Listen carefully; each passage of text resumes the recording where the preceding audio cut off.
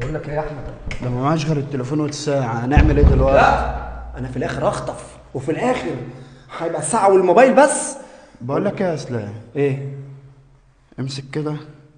مش فاهم. حلال عليك التليفون والساعة، ازاي بجد والله؟ والمزة دخلت دماغي، سيبها لي انا بقى. يا احمد، ده مش مبدأنا، احنا مبدأنا ان احنا نخطف ونسرق بس. وبصراحة أول مرة واحدة تدخل دماغي، ويا عم حلال عليك التليفون والساعة، أنت عايز إيه تاني؟ مش أهم حاجة عندك المصلحة وأنت خلاص. يا عم حلال عليك. ده تليفون أيفون كمان والبنت والدنيا هنا.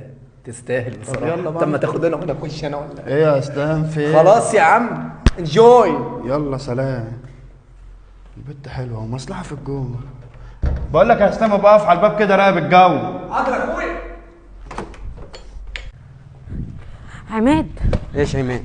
الحق الجيران اللي هم ساكنين في الدور الارضي دول مش ناويين يجيبوها لبره، ودلوقتي جايبين واحده ومدخلينها جوه ومش